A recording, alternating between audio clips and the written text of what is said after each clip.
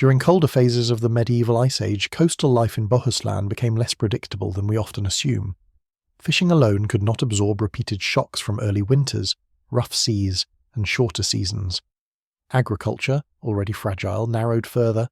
In that narrowing space, survival depended on adding margins rather than replacing systems. I argue that wild Rutabaga mattered not as a staple, but as a quiet buffer, an option that reduced risk when both sea and field failed at the same time. In Bohuslän, colder conditions during the medieval Ice Age did not simply mean less warmth. They altered timing, reliability, and risk. Shorter growing seasons reduced the margin for error in agriculture. Frost arrived earlier in autumn and lingered longer into spring, compressing the window in which crops could mature. Even when fields were cultivated correctly, outcomes became inconsistent. One year might yield enough grain, the next might fail without warning. What matters here is not collapse, but volatility. Communities could still farm and fish, but they could no longer predict results with confidence. This unpredictability strained household planning. Food systems that rely on timing suffer most when timing becomes unstable. I think this is where many modern assumptions fall short. We imagine failure as sudden, but in reality it often arrived as repeated shortfalls. While broader cooling during the Little Ice Age is well supported by climatic studies, exact year-to-year yields in Bohuslän are rarely recorded. Much of our understanding comes from regional patterns rather than precise local data. From this perspective, the problem was not absolute scarcity, but shrinking tolerance for error. When systems lose reliability, even small disruptions accumulate. This climate context sets the stage for why supplementary food strategies, rather than replacements, became essential. Coastal farming in Bohuslän faced limits that climate alone did not create. Thin, rocky soils restricted grain cultivation, and exposure to wind increased crop stress. These constraints existed even in milder periods, but colder conditions amplified them. Farming could contribute to household food, yet it rarely offered surplus or resilience. Importantly, this did not mean people abandoned agriculture. Instead, agriculture became one component in a mixed survival strategy. Fields produced when conditions allowed, but households could not afford to rely on them exclusively. Fishing helped, but storms and ice imposed similar uncertainty. I see this as a system with multiple weak points rather than a single failing pillar. Avoiding absolute claims matters here. It would be inaccurate to say coastal agriculture failed. It functioned, but unevenly. That unevenness forced households to seek additional buffers. Diets expanded sideways rather than upward, incorporating sources that required less control and fewer inputs. This is where wild resources enter the picture logically, not romantically. When cultivated systems cannot guarantee stability, low-maintenance foods gain value. They do not replace farming, they reduce dependence on it. In my view, understanding this layered logic is essential before we can appreciate why something as modest as wild Rutabaga mattered at all. Wild Rutabaga did not matter because it was superior to cultivated crops, but because it occupied a different ecological and practical niche. Unlike grains, it tolerated cold soil, poor drainage, and irregular care. It could persist where deliberate planting struggled. This distinction is important. Survival strategies often hinge not on productivity, but on reliability under neglect. I want to be careful here. There is limited direct evidence that medieval communities in Bohuslän systematically managed wild Rutabaga. What we can say, based on broader northern European foraging practices, is that cold-tolerant root plants were known, recognised and occasionally used when other options narrowed. Rutabaga's resilience made it noticeable in a landscape where many foods disappeared early. I find this logic compelling because it shifts attention away from abundance. When systems fail repeatedly, attention turns to what endures quietly. A plant that requires no ploughing, no seed stock, and little timing becomes valuable precisely because it asks nothing in return. This does not mean wild Rutabaga was central. It was marginal. But margins matter when pressure increases. Its presence reduced dependence on fragile systems.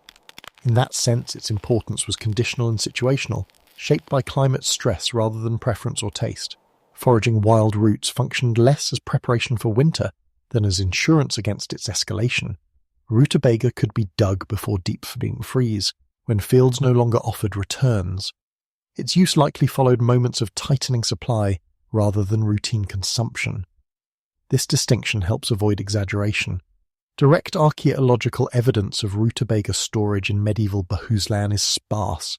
Interpretations rely on parallels with other Northern European root practices and ethnographic patterns. What matters is timing. Harvesting before soil hardened allowed households to secure short-term supplements.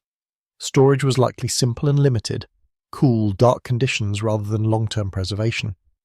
The goal was not to build reserves, but to stretch what already existed. I see this as a strategy of delay rather than solution. Wild roots bought time. They slowed nutritional decline and reduced immediate hunger, especially when fishing or grain access faltered simultaneously. This delay could prevent the panic and allow households to adjust. In this light, foraging was not a fallback of desperation, but a measured response to uncertainty. It did not replace planning, it compensated for unpredictability. That difference explains why such practices persisted quietly without becoming dominant food systems. Wild rutabaga did not provide concentrated nutrition, and that limitation is central to understanding its role. It offered carbohydrates, bulk, and moisture, rather than high energy density. In modern terms, it would not be considered efficient fuel. In a medieval survival context, however, adequacy mattered more than optimization. Foods that could fill the stomach and reduce hunger allowed people to ration more valuable resources. I want to avoid overstating its nutritional impact. Rutabaga alone could not sustain heavy labor or long-term health. Its value lay in combination. When paired with small amounts of fish, grain, or preserved foods, it extended meals without exhausting core supplies. This stretching effect mattered during periods when replacement foods were uncertain. Precise medieval nutritional understanding was limited, and we cannot assume people calculated nutrients as we do today. Interpretations rely on modern nutritional analysis applied cautiously to historical contexts. From this perspective, wild rutabaga functioned as a stabilizer rather than a provider.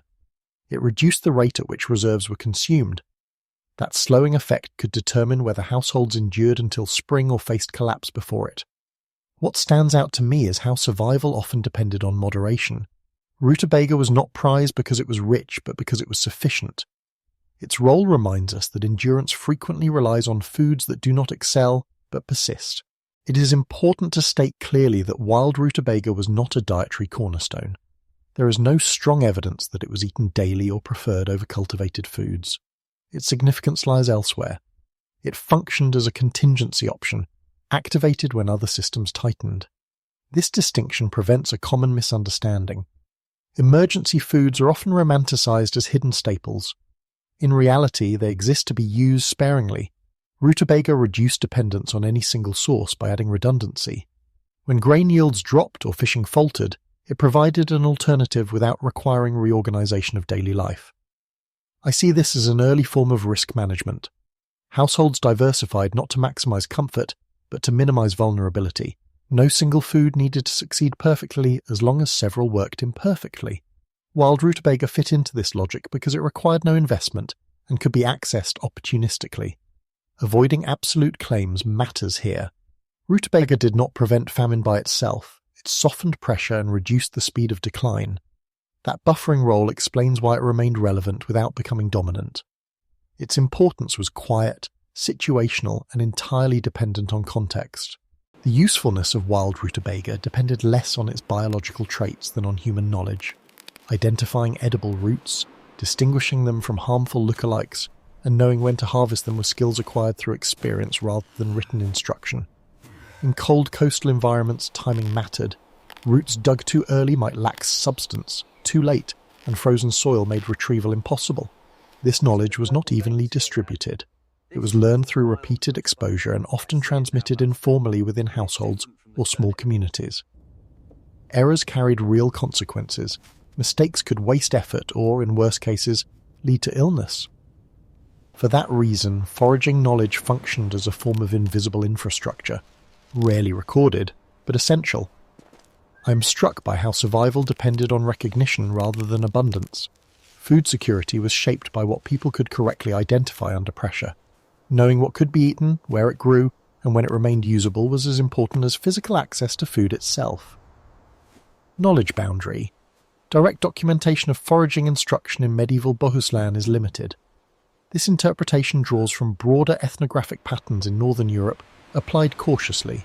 In this sense, wild rutabaga mattered only to those who knew how to use it. Without that knowledge, its resilience meant little.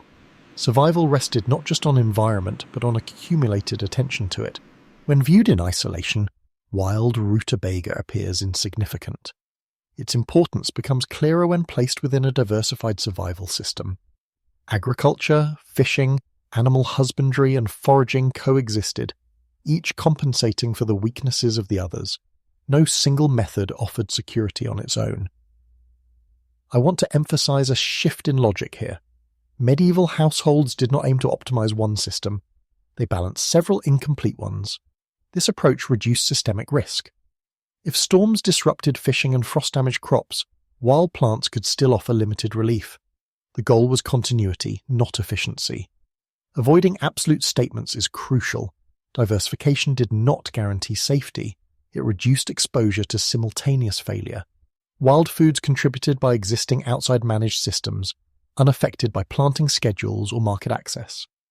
From my perspective, this layered structure explains why small, unreliable foods persisted. They survived because they fit into a broader pattern of resilience. Diets were not linear chains, but overlapping networks. Understanding this networked logic helps us see wild rutabaga not as an exception, but as a natural component of adaptive survival. Wild rutabaga did not resolve food shortages, but it helped slow their escalation. This distinction matters.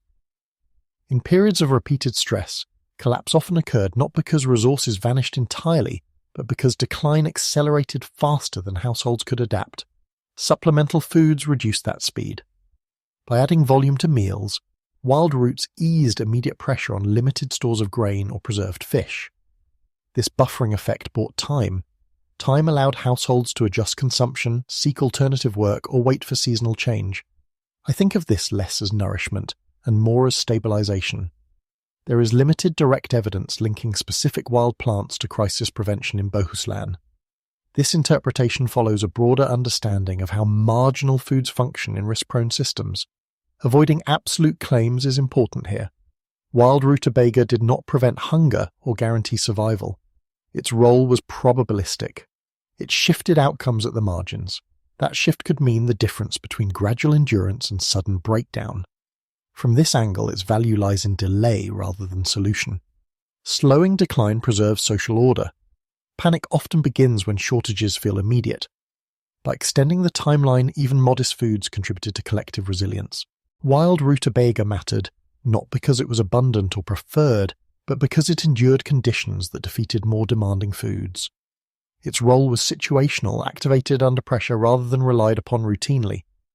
This avoids a simplistic narrative of heroic survival foods. I want to stress a broader argument. Medieval resilience in Bohuslän emerged from flexibility. Households combined cultivated crops, fishing, and foraging without expecting perfection from any single source. Survival depended on adjusting expectations, not maximizing output. I am struck by how often overlooked foods carried disproportionate importance. They rarely appear in records because they were ordinary and marginal.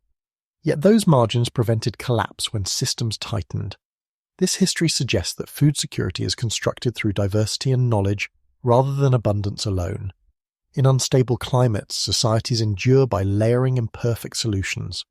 That logic remains relevant today, as modern communities confront climate uncertainty and the limits of single-system dependence.